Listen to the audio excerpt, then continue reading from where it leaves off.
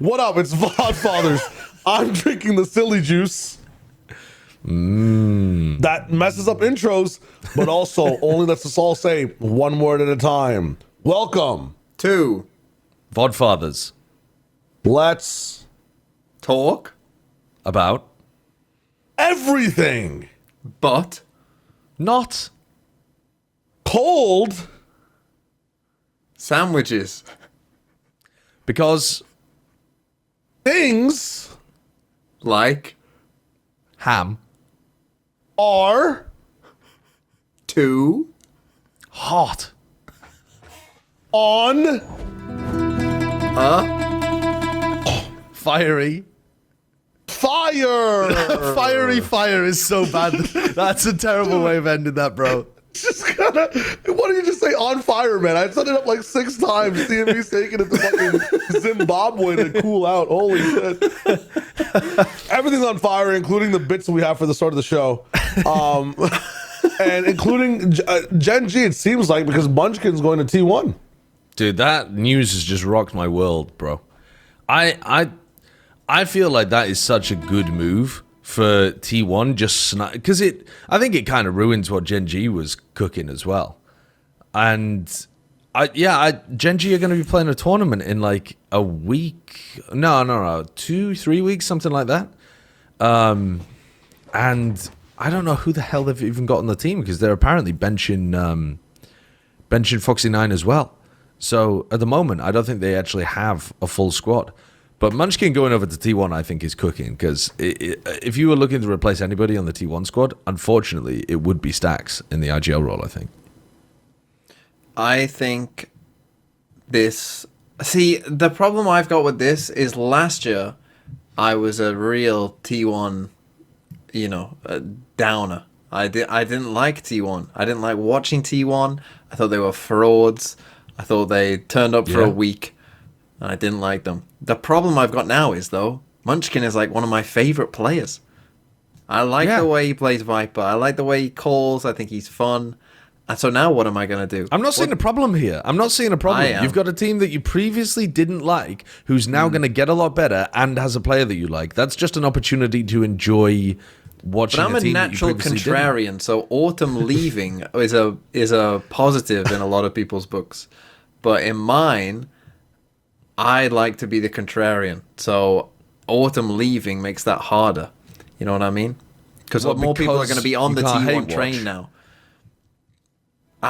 Dude, you got to get out of your contrarian negativity mindset. This is just a good move. It's just a straight up good move. I want to root for Munchkin, but I don't want to root for T1. You can, bro. You can root for Munchkin. And if everyone else is rooting for T1... All right, well, no. Everyone... You gotta all promise not to root for them, okay? Because otherwise CMV can't have happiness in his life. Yeah.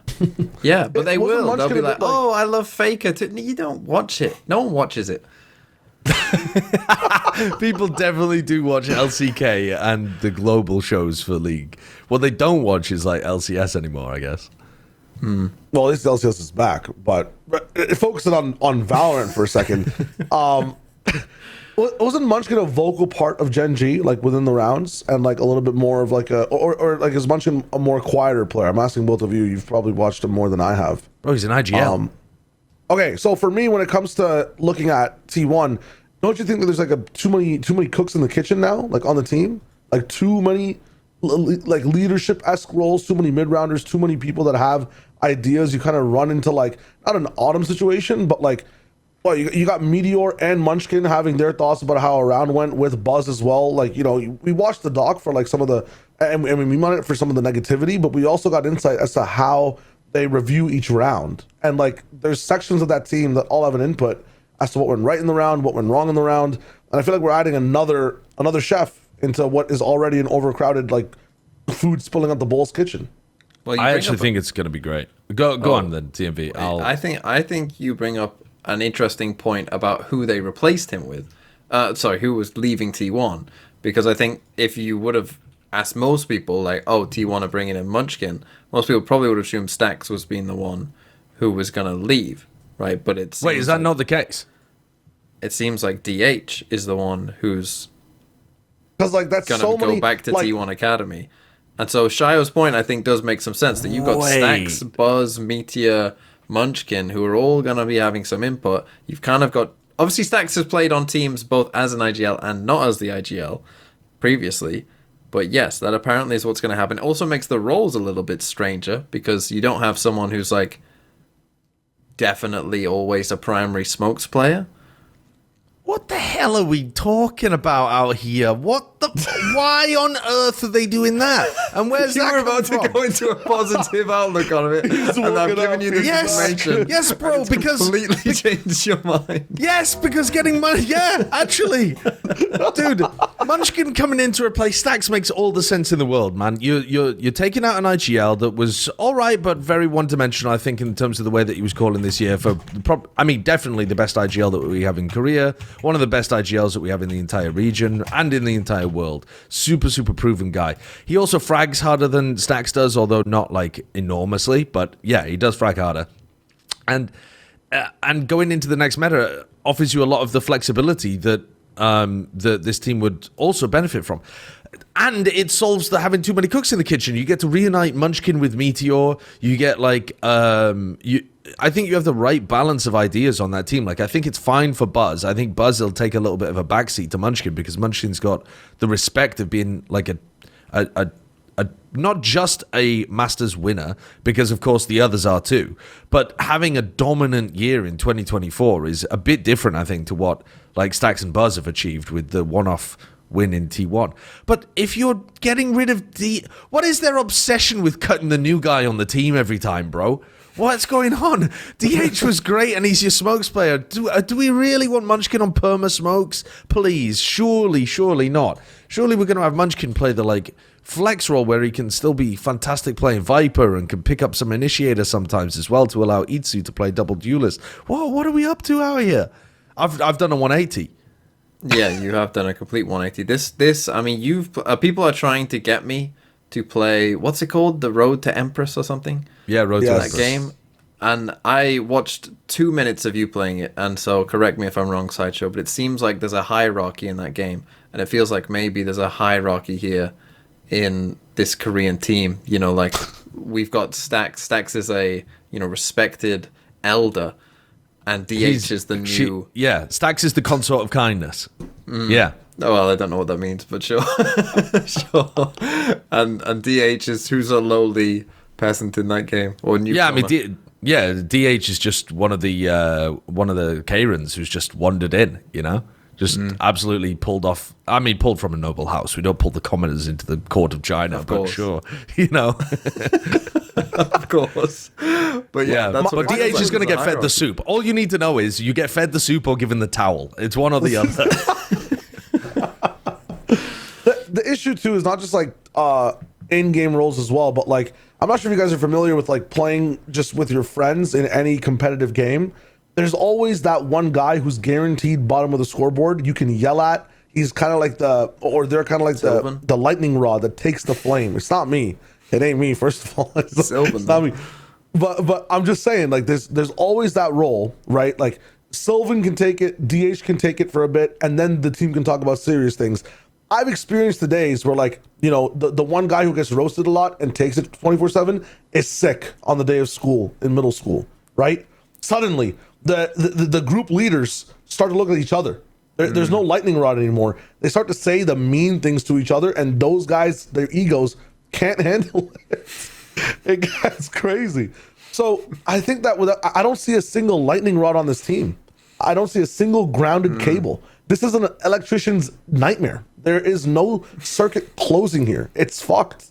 I think, hold on though, because I think the only people that I'd be worried about in terms of like a bit of infighting or pointing a finger or something would be Buzz or Stacks on this new version of the team. But this is why I'm so bothered about the idea that they're going to be replacing DH, because if you only have one of them left, if you only have Buzz on the team, Buzz isn't going to be a problem, in my opinion, because he's just, like, there's more former Gen G players in Munchkin and Meteor, or, like, more new players, new-ish, in Itsu and DH being quite new.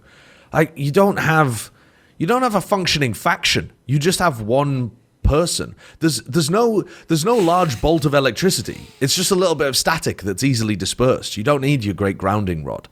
But when you have, I am concerned if you have Buzz and Stacks, and because then the Buzz and Stacks faction is as powerful as the Meteor Munchkin faction. Yeah, it's gonna be real. I think the roles. It's a weird one. Obviously, Itsu is an incredibly flexible player who can play, pretty much anything, it seems like, and still be pretty good. So I'm sure that, like, they can figure out the roles, but it's even more, like, strange because, like, you had someone who's, like, your absolute primary smoker that you could trust, and could fill that role well. And now you are left with, like, what are they going to do? They're going to... Because when you think Munchkin, you think Viper, right? Like, that's just... And there's probably going to be a lot of Viper played, assuming there isn't some major patch before the season starts. So, you'd assume he's going to be playing a lot of Viper.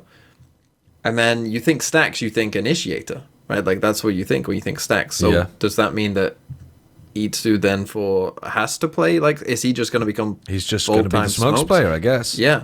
Is that what it's going to be? Seems a bit of a waste, really, doesn't it? Because Itsu's extremely talented on a range of things and would offer them a large opportunity to play double duelist comps when they wanted to flex into that.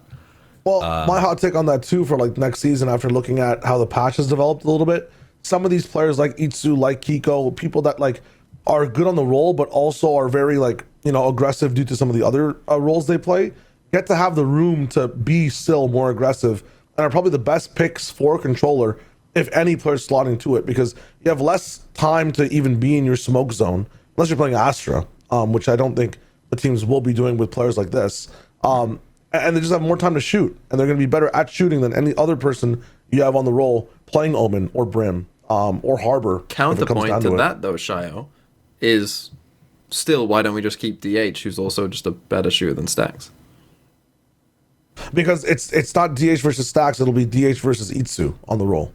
Like, who would you rather have? But I could have Itsu on anything and be better shooter than Stacks, and have DH, who I know is very good on smoke. But then would Buzz be happy playing on the team? Like, if you're asking me who would I take, Itsu or DH on smokes, I'd take DH. Because I know he can play. Really? Next season? I know he's good. I think Itsu will be good. I'm not saying Itsu will be bad, but I know the DH is good. Cut Stacks without cutting Buzz. Maybe again I'm going to get the Tory allegations coming at me because I'm being conservative here. I'm sticking with what I know, but I'm doing with what I know. You gotta go in the realm of progression, my friend. You gotta get progressive with it a little bit. I feel like I'm voting Itsu. I don't think that it's reasonable to say, like, if they got rid of Stacks, it would mean getting rid of Buzz as well. Surely they can't be a package deal at this point. I mean, but think about it. Like, legitimately think about it. Because, hey, you think Stacks, you think Initiator. You think this. When I think Stacks, I think Buzz. When I think Buzz, I also think Stacks. Well, it's true. They have always been together. But, it would just be very strange, I think. All right, what's the other thing, though? Like, when it comes to a coin, on one side it's heads. What's on the other side? Tails. So then when we look at the other side of the coin here, Gen G, what are they doing? Exactly. What are Gen G up to? To be honest with you, I'm not sure. I think they must have known that they were losing Munchkin for a while, right? This has been in the works for quite a while now. Presumably these, the cryptic tweets that he was tweeting out there about new challenges and stuff are to do with that. But I still don't really understand the move to bring in Lakia and give Foxy9 the boot. I don't know even what kind of player they're looking for now. Like, is Ash going over to Senti and they're looking for a flex player? I'm genuinely lost looking at the Gen G roster, and they've only got like 2 weeks. I think they've probably already made their decision, by the way. Yeah. It just hasn't got out to like a leaker or whatever. Yeah, I think, again, you're right. Like, you would think if you're bringing in Lakia, then actually Foxy9 is maybe the kind of player that you want, right? Potentially. If you want someone who's aggressive and who's going to take a lot of fights and stuff like that, because in theory, you're going from Munchkin to Lakia, like, the aggressiveness is going to come down in that instance. So you might want a player like that. So yeah, that if they do go without Foxy9, then that I do think is a little bit strange. And I think the thing that like if you're a Gen G fan and you want hope, the hope is that it seems like every single year there's just Korean players who are good just fall off trees. They exist. They are just everywhere. They are abundant.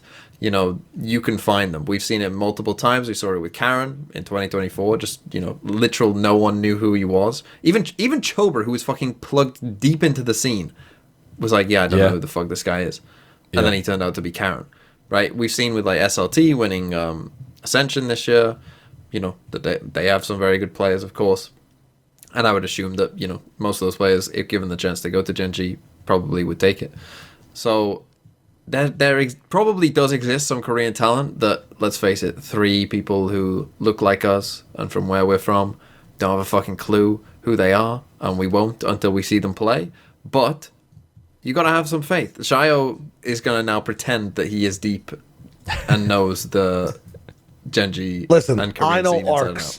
out. I might not know players, but I know arcs. And all I'm thinking is, if I'm losing a player like Meteor, I'm not signing like random guy off the street or prospect from one side of the world that might do better, right?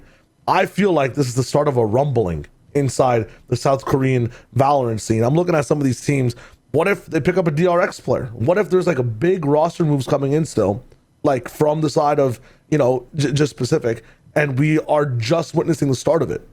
Because I hope you give so, up 'cause that'd be Munchkin, fun, but yeah. I don't think it's gonna happen, Shyo. I hate to bring you down. I see you're trying to come in with some puppy level enthusiasm, but I'm gonna have to kick the puppy.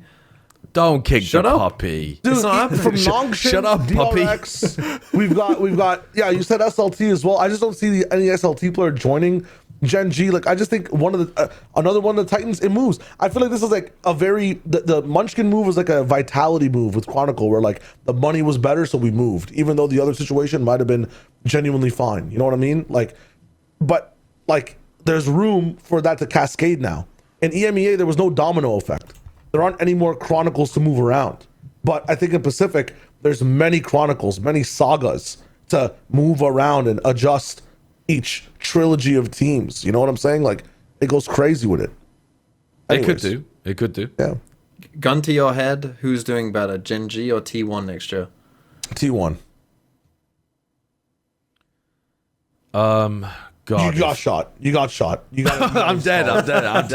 Sorry, I'm dead. I died, and now I can't give my take, unfortunately. Yeah, T1. Oh, I thought you were gonna go Gen G. I thought I was about to say, oh, there's the T1 hater, like me. I'm still going with Gen G. I am still going with Gen G because I wanted to bring up as well, like, oh, Stacks and Buzz, what if they're a partnership? Well, what if they are? Let him walk. Let him walk off. I think Honestly, Buzz yeah, kind of. wasn't actually that good last year. I thought he was kind of like, eh. Well, like, even with not being that good last year entirely, they still won an Still think event, he's right? good. Like, Don't get me wrong. I mean, but the beginning of the year, I think he was really good. I think that in general, it wasn't his best year, though. Yeah, like what he performed, the way he performed at 2024 Champs was better than what he did in 2025. He's been around for so long, though, and he's always been able to get back to being and looking like a top player, like a really elite level player. So I do have a lot of faith in him. But I just keep coming back to the point that you mentioned earlier. I mean, the great Korean players, especially great Korean players who are able to play Duelist, are abundant. And so you could actually let Stacks and Buzz walk, and I wouldn't be that. I think I'd actually be more excited about a version of T1 that had Munchkin instead of Stacks and a brand new Duelist rather than this version of T1. Because it feels a bit weird. I mean, I'm actually just going, like, just very quickly checking his, because I did want to see, like, I trusted myself that he hadn't been that good, and I hadn't just completely misremembered. But if you go past Bangkok, he actually didn't have an above 1 VLR rating the entire year. The rest of the way. Not in Stage 1, Stage 2, or Champs. And Champs was pretty bad. So, yeah. Let him walk, I say. Pick DH. What do you think about the other team that potentially is on fire here? Or they might be goated. It's hard to tell. Which is Envy, now that they've picked up dude, the player personalities, if we're talking about that on T1, what about this for player personalities? They've got Kesnit and Rossi added in with Inspire, Poppin, and Egster. I mean, holy shit, that is a fiery concoction. Disagree entirely. Actually, fully disagree. It's like, it's been balanced. You got to look at some of the pH levels. When you're making a stew, yes, you can add in red peppers, add in ghost peppers, but then when you combine all the spices, sometimes it just evens out to like, oh, let's say sweet. It doesn't have to kick anymore. I feel like Rossi. Ghost peppers. I feel like ghost peppers is crazy. From talking to Rossi at Red Bull Homeground, I think he's simmered out. I think he's actually simmered out, and he's like more so focused on like, okay, here's another chance for me to like play. I'm gonna be playing, and like there'll still be a little bit of like goofiness, maybe like a Sato level of energy, like on a desk or something. But I think when playing and like when interacting with other players within the moment, it's more of a focus zone for Rossi, and I feel like that'll be brought to everybody on Envy at that level. I think, again, this is the interesting thing to me in this whole scenario though is Kesnit, right? Like I think that the other four of them, it's like, yeah, I can see that working, right? Because like you've obviously got the three core that were there from before, so let's assume that they can work well enough together because they got to this point already. And I even think adding Rossi into that, like, still could work because Rossi is also someone who kind of has something to prove. He's kind of in the same situation as them, right? Like that this is like a chance for him to prove himself. Whereas Kesnit is from a different culture. You know, he's never been on a English speaking team. He's always been on South American teams. Although Kesnit himself, you know, hasn't like won a trophy or anything like that, he's like a very long tenured, well respected duelist who is in a very, I feel like, different phase. But then, and I would be okay with that if he was also like, you know, maybe if he was North American as well, I'd feel like, yeah, that might work. But the fact that he's coming into a team that maybe has very different expectations and career paths that he's had and experiences that he's had, I think might lead to some weird things going on. But I'm excited. I like it. I like it, Child. I think that he actually does come from the same culture as the rest of the team. Because the fuck you style of Valorant culture transcends language barriers, in my opinion. And I think that a lot of the people on this team play with a fuck you attitude. And Kesnit, I think I'm not worried about Kesnit personally, because the entire team, with the way it played around Kane, was set up for Kane to farm. Because like Egster goes in and drags all of the attention towards himself, and then Kane is there to like mop up off Egster's pressure. And it's not necessarily like he's getting huge amounts of util support, but the resource is Egster laying his body on the line and trying to go in fearlessly, and then Kane is supposed to just like out-aim duel everybody with the space that's been created. I think Kesnit is going to thrive in that kind of environment. That's the way that he enjoys playing anyway, is like having... When we saw him... He likes to send it, don't get me wrong, he likes to entry, but when we saw him play with Dante and he was just like, you know, telling Dante to int for him, he was getting like 1.2, 1.3 ratings in tons of those matches that they played. So I think that's going to be a dream for Kesnit. He's just got a bunch of people who are willing to fucking send it so that he can mop up.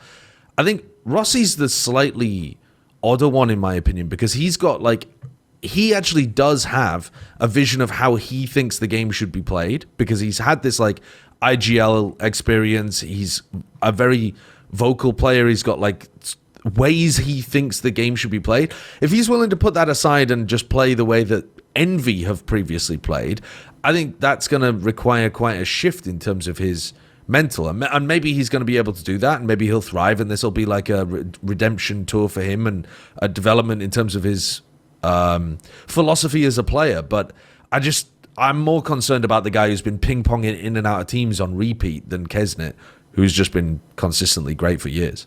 But pick you up, just to quickly pick you up though on the fuck you, you know, they all have a fuck you mindset.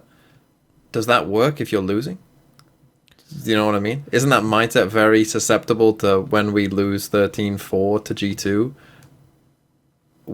How can you have a fuck you mindset? Does the fuck you mindset not go to, instead of fuck you, it's fuck you and fuck you.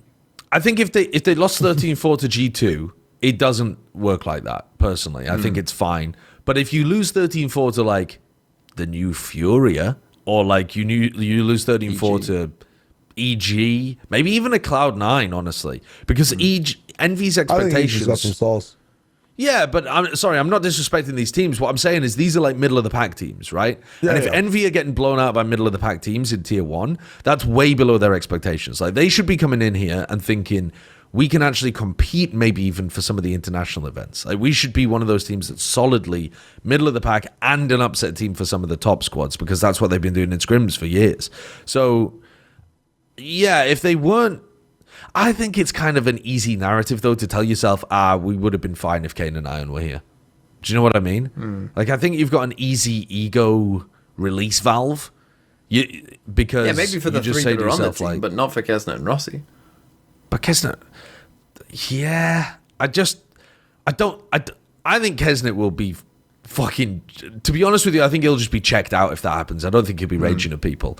I mean, he was talking about retiring this year. I think the more likely outcome for Kesnet, if they start losing a lot, is he's just like, well, I gave it a shot. time to go back to Chile and chill for the rest of my life. I don't know. That's what they famously do in Chile. They chill, yeah. Just chill out. Yeah, that's crazy. For Rossi specifically, I feel like, Ion's also one of the players that's not going to be playing, right? So, like, when it comes to Ion's gameplay, you were talking about how Extra lays his life on the line for Kane. Ion's also usually on splits with Kane and is offering a lot of just like body support or firepower support. And if you look at it from a team-wide perspective, it's kind of thinking a lot more than most of the other players and is in that like last two-man, last life situation. I think Rossi's a perfect slot in to be the guy who might think more, might not be IGLing as much or like in that, what is the right way to play Valorant, but they still need like a little bit of a thinker or like a person that's playing that full supportish role. And so the roles actually look very similar to like what was there with Kane and Ion. Like, it's not, I think Rossi's a pretty good slot in, and he's going to have an easier time than even Kesnet, filling like the roles of at least what cerebrally Ion brought to the team. Yeah, I think Ion's more aggro than Rossi is. I know that Rossi's got good aim and likes to take a fight, but I think Ion tended to scale a bit more deeply than Rossi when I was watching Rossi play with like, I guess I'm going back to C9 because from memory, I don't think he was. But I think that's that system, right? On Lev. Like in this system, probably. You put Rossi in there, like with the way that, because we know he can get aggressive too. Like, as long as if Rossi's the thinker of the team and everyone else is more aggressive than him, I think that's the correct thing that should be happening. And I don't think he's going to be playing too slow to be like too far away from everyone else. I think it's actually a really good slot in. I just want to see like, will the gap of Kane be filled? Like, that's just the big question. We all might be worried about the wrong player as well, by the way. Inspire has like written off Cypher entirely for this year and then tried to pick up Vito in the Red Bull home ground and went 3-17 to get eliminated. So, am I crazy to think he should become their smokes player? maybe he should like set up the anchor stuff for him to play around on sites on defense and then maybe just let the Vito cook. If he's locking in Vito, Envy's winning stage 1. Holy shit. If he's maining Vito, I swear to God. There's no way you're still on the Vito train after it was so bad in the off-season tournaments. No, it wasn't. Oh, it wasn't played in the off-season tournaments. Vito is good. Dude, Vito was not played in the off-season tournaments. There was like one round of a Vito game. That's it. Like, I think it had literally a 100% loss rate. Yeah. In non-mirror win rates. It just wasn't picked. You saw Vito? I'm with you. It was a fake pick. I'm with you. Sideshow, let me give the evidence in Shyo's favor. Do you remember an agent called Vice? Have you heard of this agent? Yeah, I've heard of it. Are you aware that Vice got buffed during last off-season? After being released at Champs, sure. Vice then got buffed in the off-season. Do you know why Vice got buffed in the off-season? What was the buff? The buff was that the Thorns did 10 instead of 5 damage and lasted longer. Right, and then they also started to drape off like utility as well, or drape off parts of the map. Gotcha. More. Let me tell you. Yeah. The Vice did not need a buff. We probably know this now, considering Vice got multiple nerfs during the season and after it. The thing is, people just didn't know how to play the fucking agent. Now, Vito is not the easiest agent to play. You need to know setups. True. You need to know what you're doing. You need to know timings of when to activate your thing. You have to have a good understanding of this agent to play it. I'm telling you now, this agent will be good. The kit is good. If Riot probably will do something stupid and buff it, because they seem to just do stupid shit all the time at this point. So they probably will do something like that. And when they do, people who have actually put the time into playing Veto well, Shyo's right. Veto will be good. Okay. At what point in the year? Is it like 3 months? I think there's going to be one let's team, call it after the first Masters. I'm going to say kickoff. Like, I think this is going to be a tail effect where one team... Dude, like, No, but Teo again, I've explained it so many times. You have an iPad and you can just go boop. I'm saying the tail effect and the fact of, like, wow, this agent changes the game that much. He's not. Who's playing Veto? Shyo, come on. Dude. Shyo. No, See, he's not gone as too much as far. Teo. This is what always Yeah. happens. He's like the Green Party How in the UK. important is pistol round? How important is pistol round in a game? How important is pistol round? It's pretty important. I did a whole video. It gives you about like stats 2 of rounds. that, If you win pistol, it gives you like 2 rounds of Most of advantage the to time half. it does, yes. How many ultimates do people get in a half usually? 1 to 2. Now. 1 to 2. Veto's ultimate is as advantageous as like a pistol round when it's activated, and it lasts the whole round. It switches the relationship you have with executes on both sites.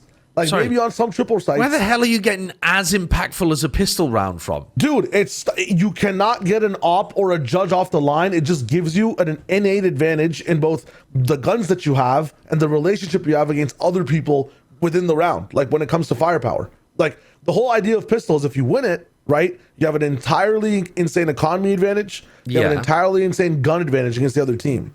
Same thing when Veto has ultimate. You have an insane advantage when it comes to the guns you have versus the other team, and those guns can't be taken off lines at all. In my mind, and you'll see this, Veto will guarantee 2 rounds a half to his team when the ultimate On is up. defense, you're talking about, though. Defense, offense as well. You can just literally. What do you mean run it if you want, offense? but- Offense? You're not putting a I judge know, or an you op can on a just line run on through the offense. smoke. You can run through the smoke all you want. We're talking about pro players. They will just shoot you. No, man. They're not going to be able to Yes, shoot man. because there's going to be a guy with an op who can't I've be watched some flashed. bad Valorant in my day. I've seen teams just run through And I've smokes. seen some good I've watched Valorant, 100 man, Thieves where do it things on are Ascent popping. against the God, and they lost 13-0. You have never watched good Valorant with Veto. There's never been a good match of Valorant with Veto. Yeah, I mean, I've watched my Watch Shyo's replays. VODs. Oh, let's get out of here. Let's Wait. get out of here, I did for have God's one sake. question, though, before when we Okay. were talking about Envy, which is, are Envy more likely to be the worst team in Americas or make multiple internationals? They are more likely to make multiple internationals than be the worst team in Really? Americas. Yeah, I think so. Because you've got 3 slots for the first one, 3 slots for the second, 4 slots for champs, right? So what you're saying is, can they get an upset run at some point? Well, not an upset run. Well, yeah, maybe even. Like, could they be the 4th best team who then gets an upset in one of the earlier Masters as well? Yeah, I could absolutely believe that that is possible. More possible than them being absolute dead last in Americas. Yeah. They'd have to actually sabotage themselves from the inside. You think? I mean, like, I think because it's last more year likely you than had the last. who do you like right now? If I ask you, Sideshow, like, who's gonna be the worst team in Americas? Do you think? I don't think there's a team that are obvious bums. But I think some of these squads that look like they have potential, one of them is going to fail. So, for example, you've got this Furia team that looks really like it could be cooking. You've got this EG team that looks like it could be cooking. You've got a Loud team that looks like it could be cooking as well.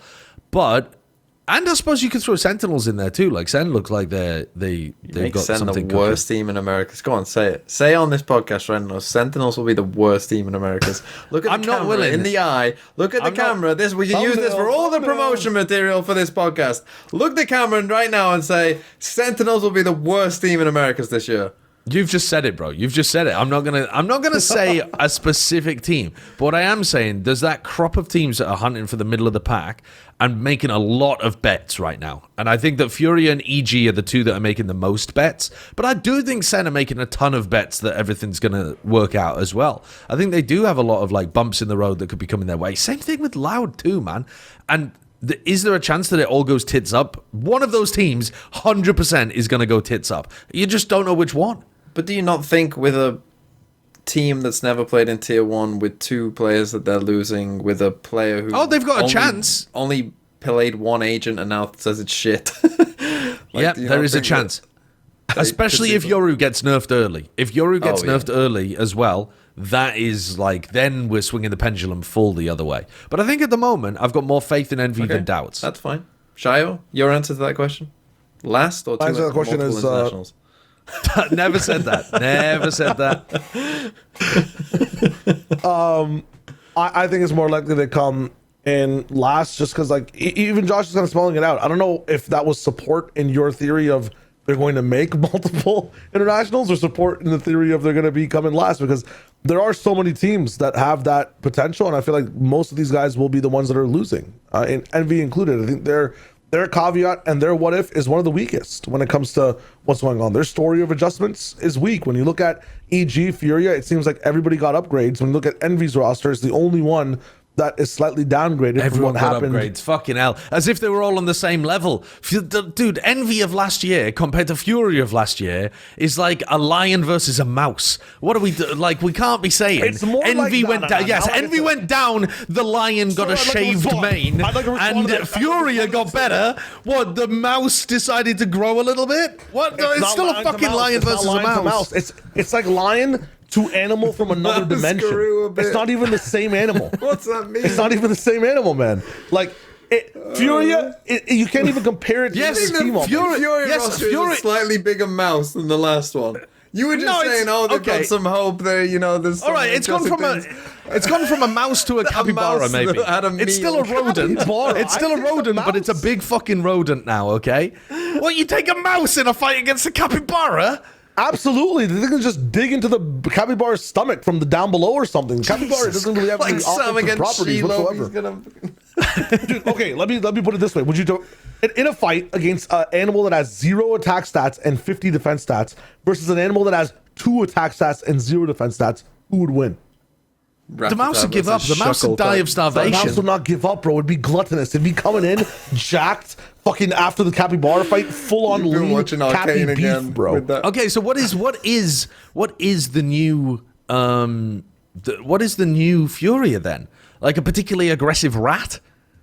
No, it's like a poisoned rat. A puma? Yeah. You don't know if the puma is going to be aggressive. He just looks or at just the logo. In the trees. Shai only looks at the logo, and that's all he can manage. No, not at all. I mean, like, the logo helped. The logo definitely helped. I'm not going to lie. Is a puma the same thing as a mountain lion? No, it's a cougar. It's a cougar. No, it is. It's the same. A puma is a mountain lion. A puma is they don't exactly the same as a exist, mountain pumas, lion. I don't think. I think they What are. are you talking about? What the fuck are you really talking about? brand. They don't exist. No, there's like one. Really there's one brand. of those big cats that is literally just like a different. The abominable color snowman. version. No, it's like a different color version of another one. Oh, it's you not mean its like own thing. Right, you're talking about a jaguar and a leopard. Yes, is that No, it? those are two different things entirely. A panther, sorry, a panther. A panther is not a distinct. Real? Panther is just a black jaguar or a black leopard. That's what I was thinking. Yeah. Okay, we got there eventually. Now, what the fuck were we talking about?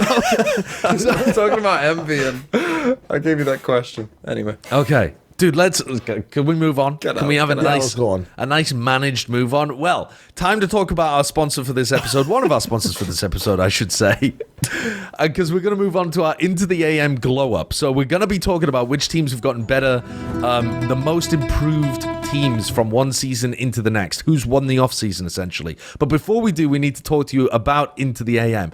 IntoTheAm is a website that are running a 10% off offer at the moment. So you can go to intotheam.com/LFN, or you can click the link in the description. You get 10% off. They've also got a range of tees. They specialize in graphic tees, okay? So if you're into the graphic tees, into basic tees, for example, then check out IntoTheAm. Also, though, TMV has discovered something exceptional that IntoTheAm basically want you to talk about their tees. But TMV's decided to hijack this. And instead of talking about the tees, he wants to talk about the pants. Because TMV's discovered that you can actually wear comfortable clothing. Well, just before I do that, I would just say, first of all, IntoTheAm sponsored one of my videos a while back, just me, TMV, and they gave me some clothing. This was included. This is one of the shirts that I got, and this hoodie as well. Now, the thing is, if you're a regular TMV viewer, which therefore indicates you're intelligent, right? Like only the intelligent people are doing that. Okay. Then you will have seen me wear this quite often. You will have seen me wear It's a this nice hoodie. quite often. Yeah. And that's because they're actually good clothing. Like, let me be the advert that speaks to, like, oh, this is actually pretty good clothing. Because if you watch TMV, you will have seen me wear Could we it. not get a better looking model, Shyo? Fucking hell. it's- Fucking hell. Listen, we're on the what is it called? The Envy rebuild, right? We got to downgrade a little. But yes, I wanted to talk about the trousers or pants, as Sideshow tried to do, because these things here, right? These are like, they look like suit trousers, okay? They look like suit trousers. And It's a smart pair of trousers. It's a smart pair of trousers. But they are the motherfucking comfiest trousers I have ever worn. And that is not a joke. Like, they are so fucking comfy. And I, for the life of me, swore against ever wearing, smart clothing because, you've felt it. We've all been there. You put on the shoes, they're uncomfortable because you barely wear them. You put on the trousers, you put on the suit, you walk around like this all day. It's horrible. These fucking things are a godsend, okay? So if you're like me and are someone who got forced, for instance, at school or college to wear some nice clothes and nice trousers, and you felt like you were trapped in a box, well, get yourself some fucking these at IntoTheAm because they are unbelievably comfy. And also they have some nice t-shirts and hoodies that I have been wearing for quite some time. Let me be the sponsor to show you that is true, that they're good. There you go. Yeah. Buy them. The 10% Envy off. approved. Yes, 10% off as well if you use the link in the description, Holy. so go and check that out. They've also got bundle offers as well, so go and have a look at those kind of things. They're running bundle deals for their graphic and basic tees. But you also get the 10% off on top of that, so there you go. All right, but now for the actual meat and potatoes of this. So for our IntoTheAm GlowUp, we wanted to take a look at some of the, TM. We're going to take a look at pictures of TMV before he got his new wardrobe and pictures of TMV after. Genuinely, I went back for my video today. I was talking about a video that I made back in the past. I went back and looked at it, and I got a haircut today. My hair in that video. Have you ever gone back and looked at a picture of yourself from before and been like, fucking hell, what was I doing that day? My hair in that video is like, fuck yeah, I look like the nerdiest little dweeb you've ever seen. I was like, fucking hell, what was I doing? And, in my head, I'm like, yeah, I've looked the same for quite some time at this point, but fucking hell. Anyway. Yeah. Move on. I go back a couple of years and I look entirely different. Without the mustache, I look way younger. I think a part of the reason that I look so old right now is because of this tash. You actually do look very different without the tash. And then I go back a few more years and I had hair. And then you go back a few more years and I had long hair. Look at that. That's not even the same human. Jesus Christ. It's like someone put a wig on me. So It is very strange, isn't it? It does look like the hair is trying to leave your head at that point. Why did you have that so quickly to hand, by the way? That came up in an instant. Okay. That was actually light speed. All right, but for this segment, I wanted to ask the question, which are going to be the most improved teams from 2025 into 2026? So it's not necessarily who won the offseason by getting, the most insane roster, because I think MIBR and Vitality have kind of got that shit locked up, probably. But who's going to... maybe I've kind of spoiled it there with Vitality, because they were shite last year. But who do you think is actually going to be the most improved in terms of performance from one year to the next based on the roster moves that they've made? Well, I hate to bring this up, and I was hoping you wouldn't mention them, to be honest. I'm telling you right now, you brought up two teams there, Vitality and MIBR, and I think that MIBR will get there eventually. I think Vitality could easily win Kickoff and Stage 1. I think they did win Kickoff last year. Well, yeah, but then actually be good for the whole year. I think that the way the Vitality built their roster last year made no sense. It didn't make sense. And not just the roster. To bring in a coach who had never coached at Tier 1 to go and coach a team that was being called a super team does not make sense. It does not make sense. Especially when you're trying to, mix a bunch of different cultures. And also the coach was from North America, which none of the players were as well. So that's a bit of a different culture as well. So it didn't make any sense. This I almost said BBL, but it is part BBL. Yeah. This Vitality roster is going to fucking cook. It is going to cook. I am telling you right fucking now, I'm predicting them to win Kickoff. 100%. I am predicting them to be the best EMEA team at the first Masters.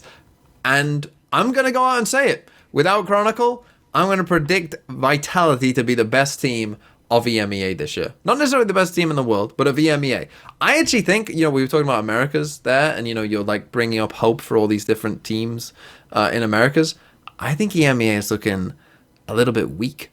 I think EMEA is looking a little bit open. I think Fnatic got worse. Even Fnatic fans would say that with the loss of Chronicle. Sure. I think that obviously BBL, who were a competitive team last year, have split up. Team Liquid lost Kiko.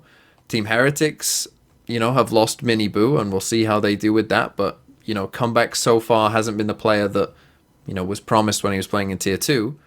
I think EMEA is wide open for Vitality to really just fucking dominate it. I don't think there's that much standing in their way from doing it. So I'm going to, and obviously, yeah, like if we talk about last year, Vitality obviously were shit for most of it. So they have a lot of room to improve.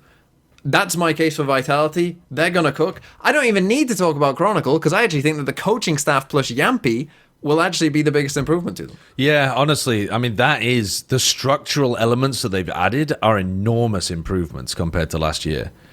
You're convincing me. You're convincing me. Shyo, do you have a team? I do. I was gonna say Vitality as well. I think that's the most obvious answer, like across the English-speaking regions. I'm gonna actually bring up a team that I thought TMV would bring up, Wolves. I feel like has made some really cool changes. Wolves. And Wolves, yeah. And I know they peaked a bit in Toronto, and then they kind of fell off a bit. But the added, the added structure of just like a pillar in Yosemite, and then you have like Satoshi and Joa coming in as well. I feel like the two people that you want to keep on that team are probably Sufat and Spring, right? Out of everyone when it comes to performance and like leadership, when it comes to last year, you come up with these three as well. It's looking really good. Shout out as well. I was going to mention JDG, but I feel like they didn't make the biggest roster changes.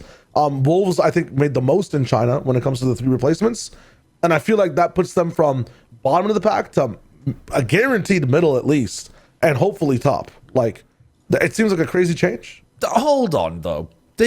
How can they be the most improved team from one year to the next? Because they're going to win all three tournaments. That's a pretty big improvement. They're not going to win all three tournaments, man. That is not going to happen. But you think they're going to do better than... Do you mean on average, or do you think they're actually going to place better than third at an international event? Because I think that's mad if you're predicting that. Again, I think that there was a high point in Toronto, but I feel like in general, Wolves just weren't really existent throughout the year.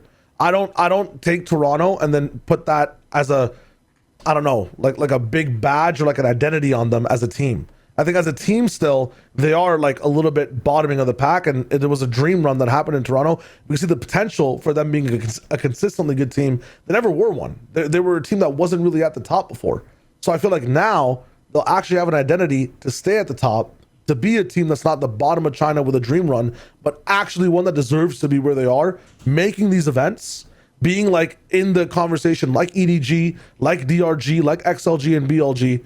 It's not going to be like, oh, Wolves upset and made Chile. It's going to be, oh, yeah, they deserve to be there. They're a shoo-in for London. They're a shoo-in for champs. I feel like that's my part of the identity change for Wolves. Because right now, there's only 4 or 5 teams in China that have that tag on them. Wolves is not one of them, and they never were. Like, they weren't coming into Toronto, and then they almost had that tag for champs. They had an expectation, but as we saw, they kind of fell flat. So, now, to speak to Shyo's point quickly, I do want to defend Wolves. Always Wolves.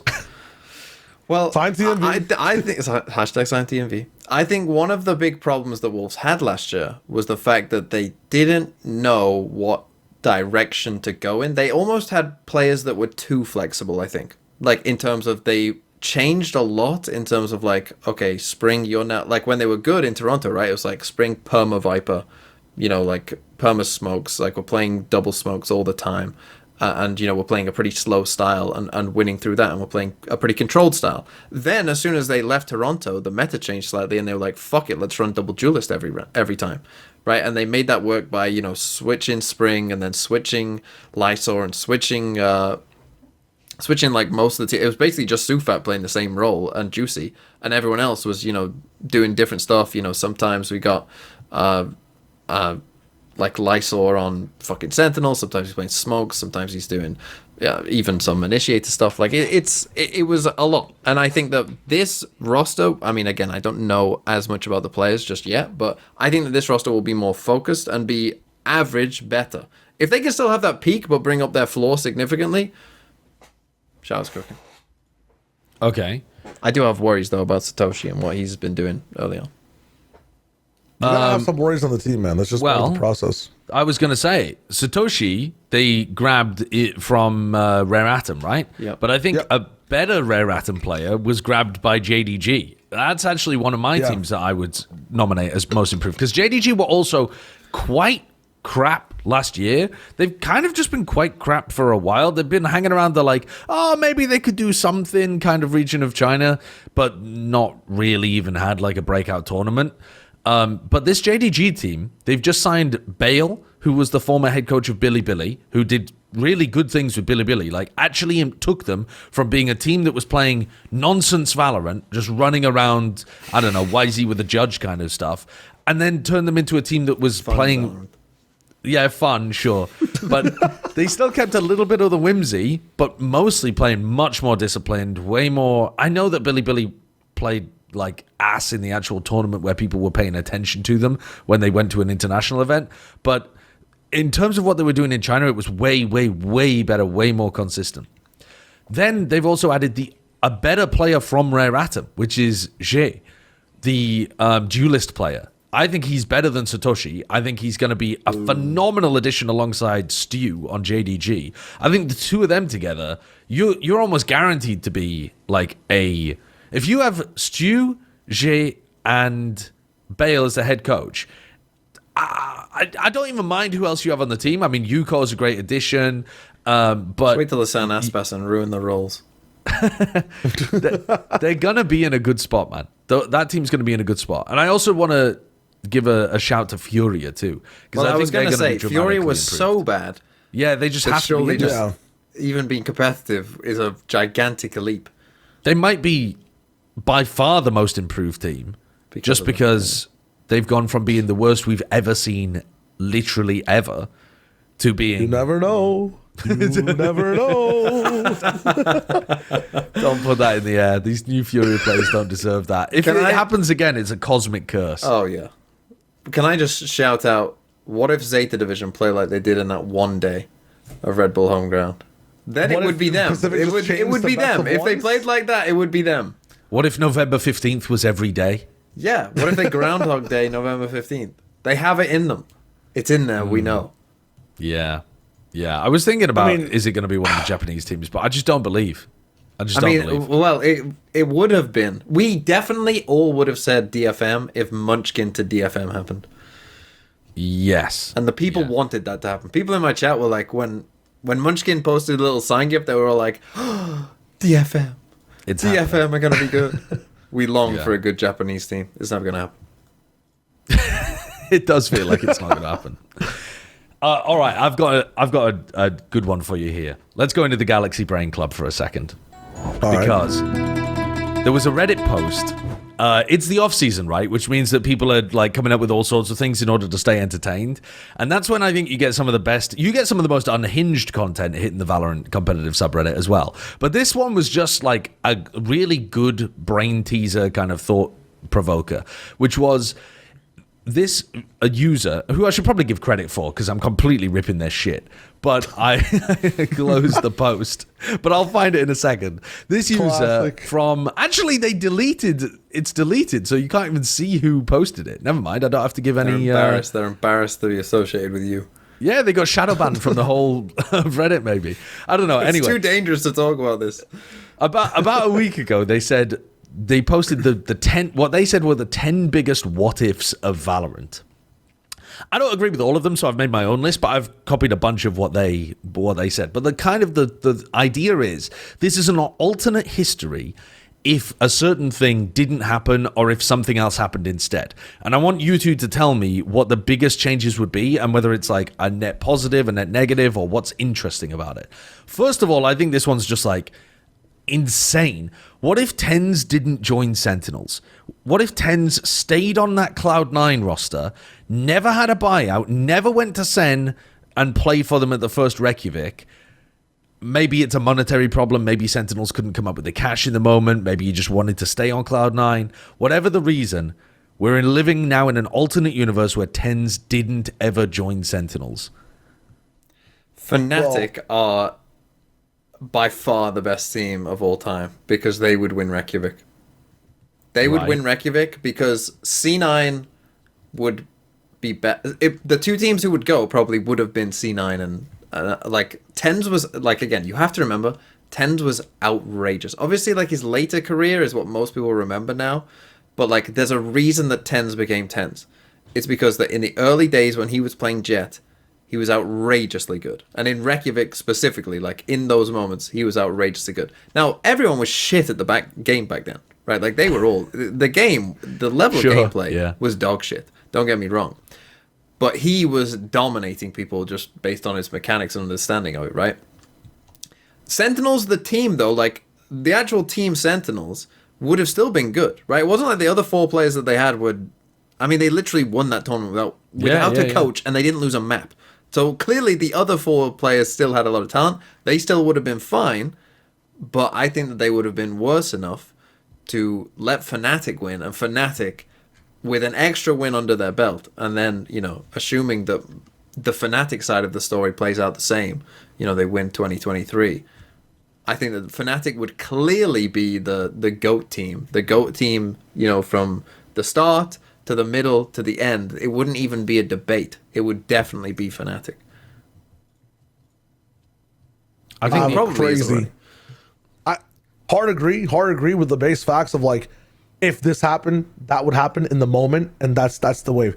I'm talking about big butterfly effect though, with no TenZ on Sen and less clout for the team, and looking to fill that gap maybe within a year or two.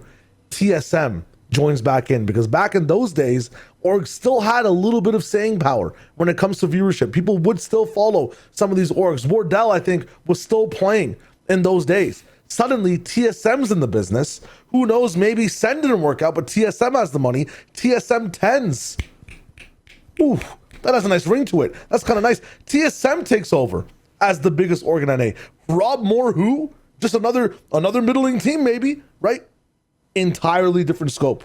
Honestly, they would never shut down. That is a good point from Shyo as well, though, because like Sen could have become like Ascend, right? As an early successful org that doesn't make it into partnership because maybe people don't care that much about them, right? And they're a smaller org. Yeah. And someone like TSM instead gets in. Yeah, it's absolutely possible. I mean, Sentinels was catapulted to success because they won the first Masters event with TenZ on the team. Yeah. What about this? What about this? Without the $1 million buyout that Cloud9 got from Sentinels, not only do they have to get rid of Ye in 2023, they close up shop entirely in 2022. Wow. They don't have the cash anymore to fund their entire business, and Cloud9 collapses. Yeah, they get talent early on. All right, I don't think that one's just likely. Makes it. Yeah, exactly. All right, how about this one? What changes? If you remember back, I'm doing these in chronological order, by the way, so we're getting closer to the current time. In 2022, at Reykjavik, yeah, it was 22, wasn't it? Yep. Oh, wait, yeah, 22 Reykjavik. Yeah. FPX was unable to attend. They were the winners of EMEA, but they were unable to attend. If FPX is allowed to attend with their full roster that just 3-0'd Fnatic in the finals, and Fnatic is able to attend with their full roster, with I think it was Bravaf, and I think Durka was also not able to make it to that event, if memory serves, because they played with Hyber instead, I think. Hyber and Enzo, yeah. Yeah, so if the EMEA teams are able to attend Reykjavik 2022 with their full rosters, an event where Zeta made it to 3rd place, Loud and Optic started the beginning of their epic rivalry, PaperX made it to 4th. If the EMEA teams are able to attend, what changes? FPX would have won that tournament. I'm just telling you right now. They would have won that tournament. They won Copenhagen afterwards as well, so they would have won the first back-to-back. Yeah. Oh, yeah. This team would have been viewed completely differently had they been allowed to go. They at least would have made it to 3rd. You cannot convince me that everyone must be convinced they would at least make it to 3rd. This team was insanely good back then. They 13-0'd Fnatic. And Fnatic were not bad. Fnatic were a very good team, and they got 13-0'd, whilst FPX were playing with a sub. That's how good they were playing. Well, yeah. That's how unbelievable they were. They kept... FPX was so good throughout that entire EMEA stage. Shao was having to IGL sometimes because Angel wasn't available sometimes. So Batty G was coming in sometimes. Artist, I think, was sick for a bit of it as well, so he had to sub out at times. So they were constantly changing who was on what role and who was playing what, and they were still destroying everyone. Destroying everyone. And this is not when EMEA was bad. This was before, the EMEA was bad. EMEA was good back then. So they were destroying good teams back then. They absolutely would have made top 3 at least, and I think they would have won it. And again, a lot of people, like, when you say who are the least memorable, like, winners of tournaments, that team comes up a lot, right? Whenever I've talked to my, Twitch chat and stuff about stuff like that, that team comes up a lot as, like, one of the least memorable. They wouldn't have been, because they would have been back-to-back winners, as you say. And then that would have made the thing that happened at Champs with the Killjoy turret thing even crazier if they were that. If they were looking for their third in a row. The other point about this one too is that it's not... So that was the only tournament that Optic won. Optic are an absolutely legendary team, but they only won one tournament, and it was that Masters Reykjavík where FPX weren't able to attend. So that would affect the entire Optic legacy as well. They would still have their second place at Berlin. Maybe they'd still have second... We could still give them second place here at Reykjavik in this new alternate universe. And they'd still have second place probably at Champions as well. Chokers. They'd be Paper Rex. Yeah. What a different identity for that team. Ye would be the best player of 2022, but on the choke team. Yeah. That's a very different narrative. Very different. I want to spin it on its head, though, and ask, what if FPX, in fact, had not even won Copenhagen? What if PaperX had won Copenhagen? It's a best-of-5 game that goes down to Breeze, and they're playing Neon Breach on Breeze. What if they had won in Copenhagen, and PaperX had never even established themselves as the chokers because they were a very early title winner? Does it change the team? Like, do they stick together with that squad even for the long term? Do they become the PaperX that we currently have? That would just have Bankai on the roster for a much longer time, right? Yeah. Presumably, yeah. I would have thought so, yeah. It probably would. And they picked up something for Bankai. So, like, that's a massive sliding doors. Like, if someone else picks up something instead and they stick with Bankai, that is a massive sliding doors moment. Who picks up something? Who picks... I mean, someone would have picked up something because Something and Jemkin were tearing up Japanese challenges at the time, right? So someone's going to pick them up. Who grabs something if PaperX doesn't? TSM as an import. Just get off your TSM train, bro. I'll tell you who does. That mixed Rossi T1 team. Oh, and they ruined Something's career. Okay, different question, different hypothetical. Actually, that couldn't have happened because he's also an import. I forgot. Some EMEA team. What if Cloud9 had actually charged even more for the buyout of TenZ, and they were then able to keep Ye on the squad in 2023? What if that Cloud9 Ye team had stayed the same from the beginning of 2023? So this, for people who've forgotten the roster, this was... Oh, bloody hell, I'm going to have to go back to the lock-in roster because I can't remember it off the top of my head. It was Vanity, Zeppa, Ye. They brought in Jake and Rooney, so who else was there? It was Vanity, Zeppa, Ye, Leaf, and Zelsis. Wow. Holy shit. That's a good-ass team, man. Yeah. Yeah, but as we know, they let go of Ye for role issues, so they would still have role issues, wouldn't they? Right. Yeah, the money wasn't rolling. That's what it was. At that tournament, they were playing a lot of double Senti. They played double Sentinel Leaf Ye against PaperX and beat them 2-0. Don't bring up that PaperX game. Do you want a story about that PaperX game? Yeah. So, I watched that game. Obviously, I streamed it, and yeah, PaperX obviously were coming in with big expectations. Like, they were PaperX. Cloud9 were coming in with some expectation because they signed Ye. PaperX played one of the worst games I have ever seen from any team. Like, think of like classic PaperX where they throw rounds, right? Where they throw big advantages. Think that, but every single round. The reason that I recall this game, I mean, they lost a was it 1v5 or 1v4 against Zepper on Sky? Not sure if you can remember it. It's a 1v... It's a 1v3 5K. Yeah, I mean, but it's a horrific 1v. It's an all-time terrible round, and there are many of those rounds in there. And I distinctly remember this because when Cloud9 won, I was saying after the game, that's the worst I've ever seen Paper X play. God, they were shit. Paper X then after the game said that they were trolling and didn't care because it was single limb, which it did look like. Insane cope. I know, which was insane. At the time, I said it was insane cope, but they did play like that, to be fair. But then I said that Cloud9, that was like a 6 out of 10 for them, and I was saying that as like a positive at the time, right? Like, I think Cloud9 can play better. They played a 6 out of 10. A couple C9 fans took this the wrong way and sent me some messages of like, "What the fuck you saying? 6 out of 10? We're the best team in the world. We got like all this kind of shit at me." And I was just like, what on earth are these people? Like, who are these people? And this was my first moment of like, because my channel had kind of really, like started taking off like mid 2022. So this was the first moment that I got of like what you experience all the time, Josh, of like fans, really like going at you for something you've said and just being like, what on earth is going on here? That was my first welcome to VCT. Z-list celebrity in VCT, yeah. Yeah. That team, though, that Cloud9 team, did then... I mean, they must have had egg on their face instantly because they lost the very next game against DRX. Yeah, I didn't get any messages after that.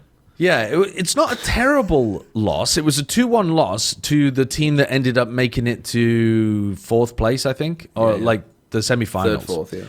Yeah.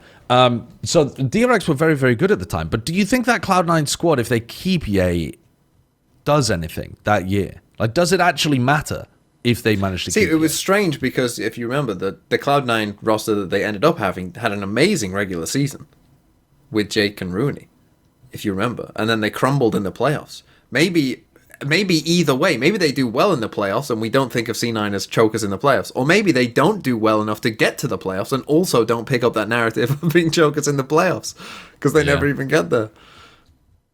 Okay, different one. Basically, this next one I'm going to wrap up in a series of answers, a series of questions, and you can pick whichever you like. It's essentially the idea of the question is these rosters exploded after winning champs. So EG exploded after winning champs. Now, as far as we're aware, this is because they asked them to take like a 50% pay cut or something, the org.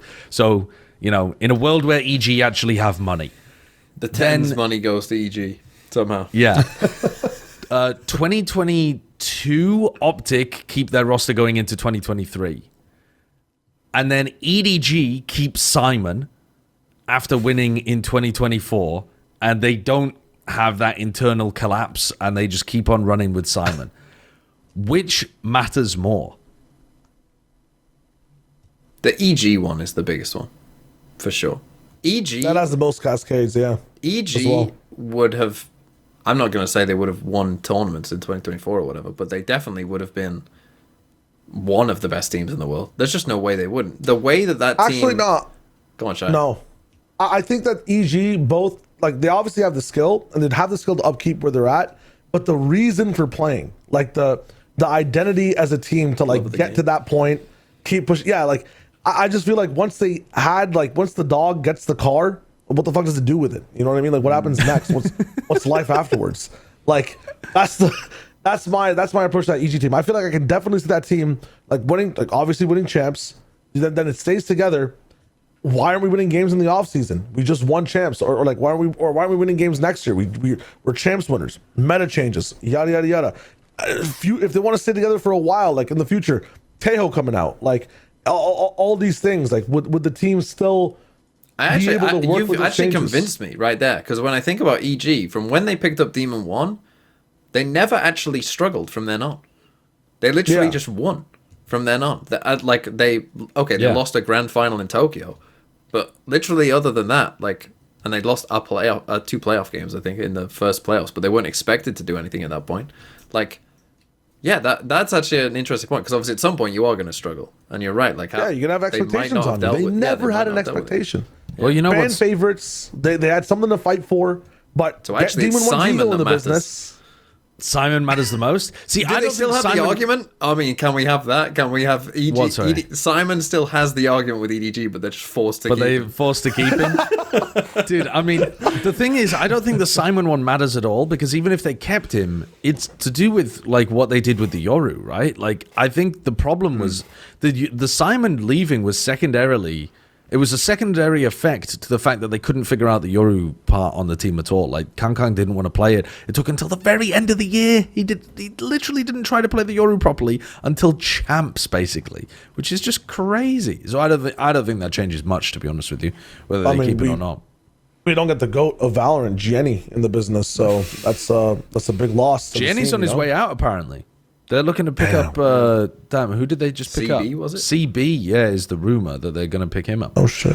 To go back to EG for a moment, though, right?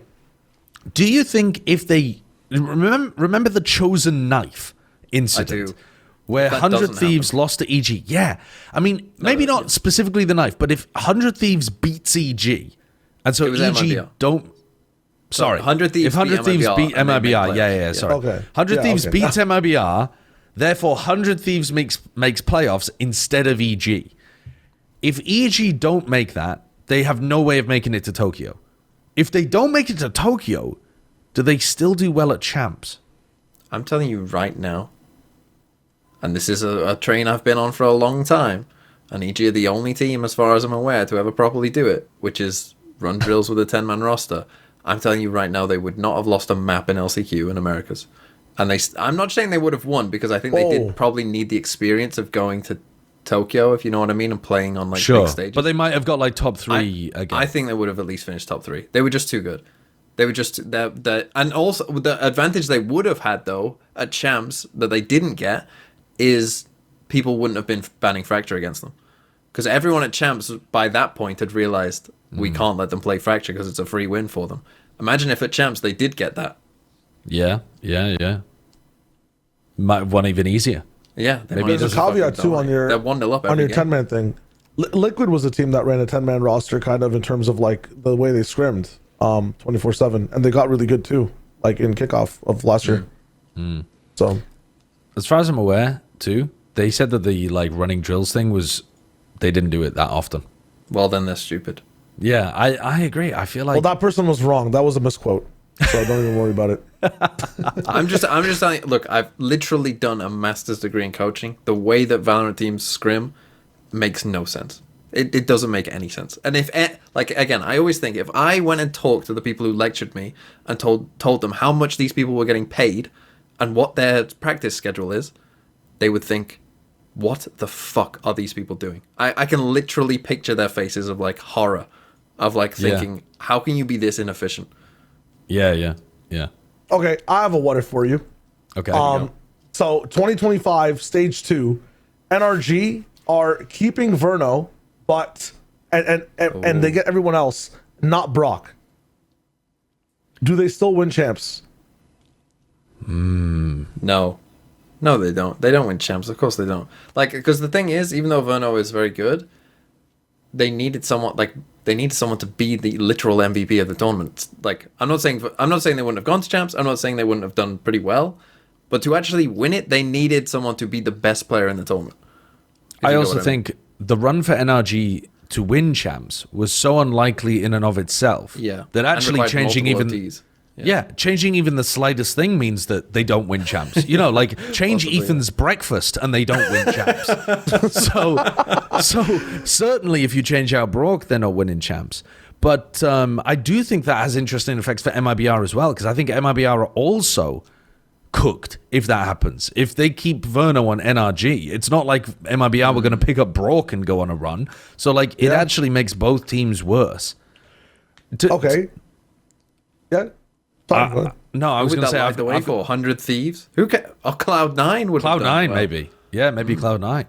I've got another one for you. Oh, go on. Go on. All right. Okay. All right. I think this is the biggest change. This is the biggest change because it's just round differentials. What if mates knew how to win a game? What if Valorant was first to 12? If Valorant was first to 12? No, seriously, because they would win against Foot. They would have beat Foot. Foot would have one less win. Heretics would have one less win. Giants would have one less win. And Vitality would have one less win in stage 2. I think they still lose to BBL because it was an 0-2. It might have gone like to a third map or something. But say even they 5-0'd and BBL had one less win. That changes some of the tiebreakers coming in to who makes it the champs. Dude, I mean, like, also it puts mates at a 4-1 record instead of 0-5. They would have won the group, bro. Like, and then, you know, that Mace roster got shuffled apart a little bit. Like, Vikaj might stay on the team. Like, Fnatic might have a different fifth entirely. Like, you know, where's Comeback now? I don't know why I stopped halfway through his name. He's on Heretics. It's like, I mean, this team could have been a GOAT. What do they do at champs? Like, it's the thing that's amazing as well is if they were able to close it out, they were often getting to like 12-5, 12-4. Oh, like, they would have been dominant. They would have been dominant game. Like this, we wouldn't be looking back and going, "Oh, they squeaked out a win." No, it would be like, this team is destroying everyone they're playing. This team's insanely good. Yeah. And then, like, Yampi's stocks would go down a little bit because I think one of his best wins was that overtime Ascent game against them, like, or whatever map it was, the second one, that they faced against each other. There's so many teams that, like, get less, not clouded, but, like, less credibility overall because some of the games against mates, like the comebacks, gave the players like, holy shit, this guy's the best. Like, this is crazy. What a comeback. You don't get any of that. You get players getting stomped all around. So I feel like EMEA just gets changed entirely. Vitality gets put in the dirt even more. Like, it is wild. Durka might stop playing. Who knows? Like, if you lost the mates you haven't even thought about this. Mates make it to champs instead of giants, and then Riot Mace versus doesn't NRG. need to give mates the slot from Koi, so Koi stay in the league and or get kicked out for someone else. One of all four Pacific doesn't ascend. Yeah, it's all madness. It really does go Mace crazy. goes crazy. All right, here's my final one because I thought this one was when I was pondering these questions. This one was surprisingly interesting, I think, in a weird way. So most of what we've been talking about is hypotheticals of what if X didn't happen and something cool did happen instead, right? So like, what if FPX were able to attend and they could win Reykjavik? Like, what would that change?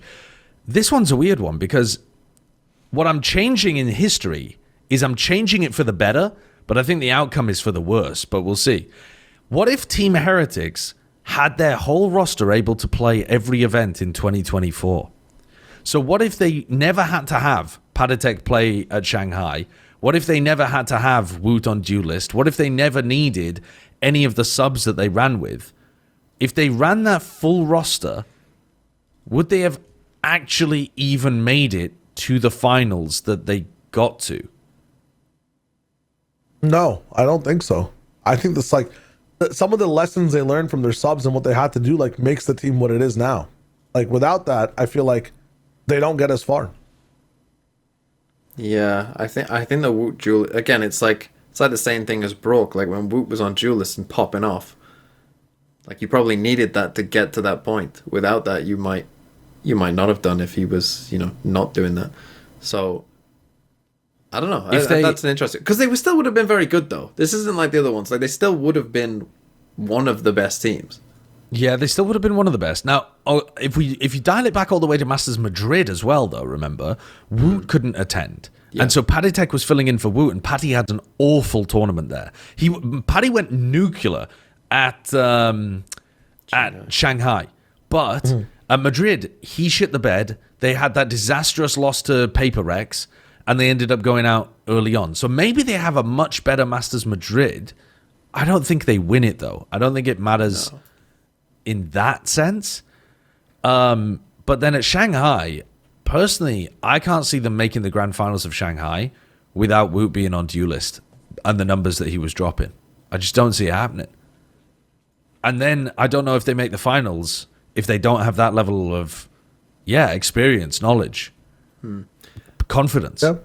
I've got one final one. Yeah. What if an org signed TMV? Okay. TMV doesn't end up homeless. He doesn't start causing mass disruption to the UK infrastructure. Wow. The right don't take over the country. A little revolution. one less homeless person on the street means that people are less likely to realize that the country is going into despair. Yeah, this means that the accelerationist philosophy doesn't come into effect. Another centrist party gets elected in 2029. I think the world's a better place if TMV gets signed to Wolves. I think the world is not a better place if TMV gets signed to like Sentinels or something, you know? Yeah, TMV joins the TSM solo. I mean, that would be very funny. As they exit esports or exit Valorant, at least, you get signed. Yeah. What if like your long lost friend is a part, like just joins one of these orgs and like inherited millions of dollars and wants to sign you, TMV, but the only thing that they have is you have to be at like a tier 2 player. Like you have to be a tier 2 player for a year. Oh yeah, do you take the signing? Of course. Do you take tier 1 signings as well? Like you have to play tier 1. I mean, yeah, I do it. I mean, I just say to everyone before, I literally make a post before, like, guys, you know what's about to happen. You know I'm gonna drop 2 kills maybe all year. Like, you just got to accept it. You know, we're not gonna believe in me. I'll try. Yeah, I mean, I'll try. It'd be my like rooting best. for Ludwig at the Red Bull homegrown show match. Yeah, exactly. It'd be like, so funny, guys. That's what you can expect. all right, I think I'd cook, to be honest, though. I'd be fucking lurking on Viper. We'd actually cook. I've got Pistol round fakes. Well, our pistol round win rate would go through the roof. Your pistol round fakes always work. The pistol round fakes in ranked always work. We'll see whether a pro team could catch on to them, though. No. I must inform you, though, that this next message is brought to you by Raycon. Because we've got our sponsor for the episode again here. Raycon's Everyday Earbuds. They are a great gift for the holidays if you're interested. TMV is running off to go and find his own as well. Shyo's showing you. We've got our greatest ear models on the job here to showcase the Everyday Earbuds. They have huge amounts of battery life. They stay comfortable for a long time. And for Black Friday, Cyber Monday kind of times, you can get 30% off all Raycon products. So if you're looking for a gift for the holiday season, these are nice. They make a nice little small thing to shove into a stocking as well, a beautiful little stocking filler. You're getting them for a little bit of money off as well. So they charge up quickly. They've got good battery life. They've got really good like noise cancellation features, a very easy click button on the side that can, you know, depending on how many times you click it, either pauses or skips or goes backwards or whatever. So very interactive.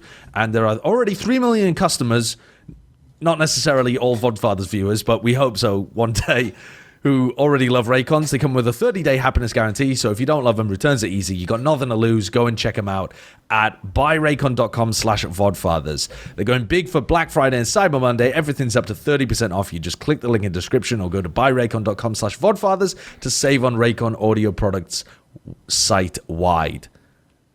There you go. Thank you for your gorgeous modeling. Should we talk about some certified bangers coming up? Yeah, let's talk about certified bangers. Let's do it. They do have a really satisfying noise, don't they? He can't hear you. He can't hear you. Just say anything you want about him. He can't hear what you're saying. Never mind. Yeah, like, dude, I'm such a big fan. Certified bangers. Oh my God, they're going crazy. Sorry, go ahead. What are some certified bangers of Game Changers champs coming up? Like, as of the day of recording, I feel like we had 2 certified bangers because MIBR beat G2. That one was just like, I don't know. I don't know that you could necessarily call a favorite in that game. But then I think there's a bit of a potential upset for Crew being beaten Carmen Corp. Yep. So, yeah, some good games already occurring. And then upcoming, you've got the upper finals of Liquid Shopify Rebellion. I feel like that should be... SRG against Liquid Brazil is a banger. Oh, I think we've got straight bangers from now until the end, to be honest, because I think Shopify... What's interesting about Shopify is...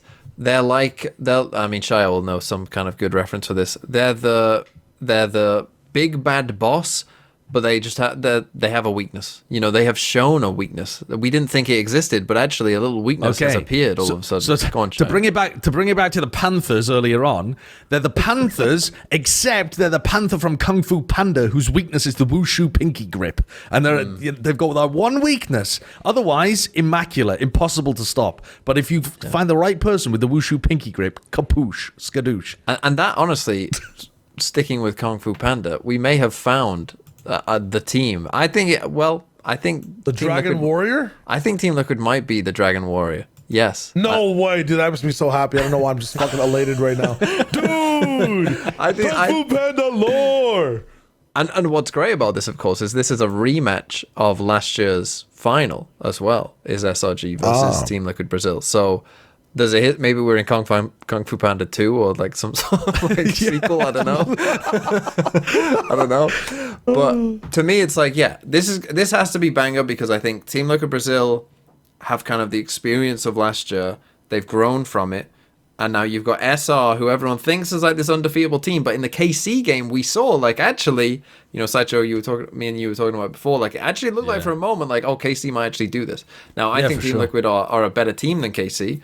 So if we get that sort of same vibe going on, I think it's possible. And you've got a good narrative going in there of the 2 times reigning champs versus the up-and-comer. And then in the lowers, you've also got kind of a bit of a banger because MIBR are another team that we expected to be good. I mean, just looking at the names that they've got as well. Yeah, they're probably one of the favorites coming in. But Crew have never really done anything game changers before.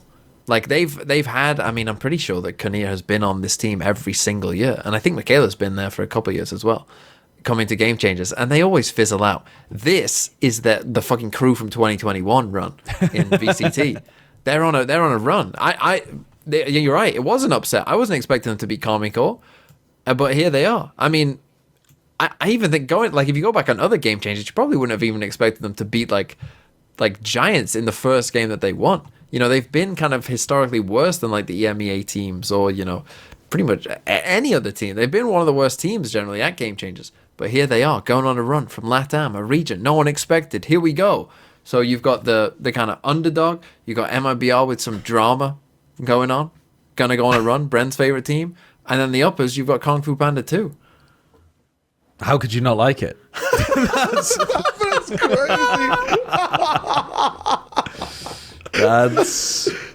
What is that picture? That's just me from like 2 years ago, bro. I mean, you looks like your mustache so Henry different. Cavill CGI'd out. That's crazy. Well, I mean, I've been stretched. I'm wider in that than usual. My head has been stretched sideways. That's why I look you're so about different. to go cross-eyed in that picture. Like the longer I look at it. I guess I'm focusing on something really close to me. Yeah. I mean, there are also other certified bangers happening in the Soop Valorant League. We now, love Soop. Are you gonna make an account so that you can co-stream this on Soop? Absolutely fucking not. Nah, I'm not either. Will I be watching it? I gotta be honest with you, I don't think I will be watching it. But if you're somebody who wants to watch more than I do, no, but they are. No, but they genuinely are. Like, if I could be asked, they're great games because in Group A you've got a couple of snoozers, in my opinion. You've got Fnatic playing against Full Sense. Okay, Full Sense might be the new VCT team, so be careful what you say. I sleep. Honestly, I sleep. Because even if they are the new VCT team, they should not be running this same roster that they're running. They should be picking up a lot of the talent players. So I sleep. And then T1 plays against Zeta Division. I sleep. Munchkin? Munchkin's debut? How?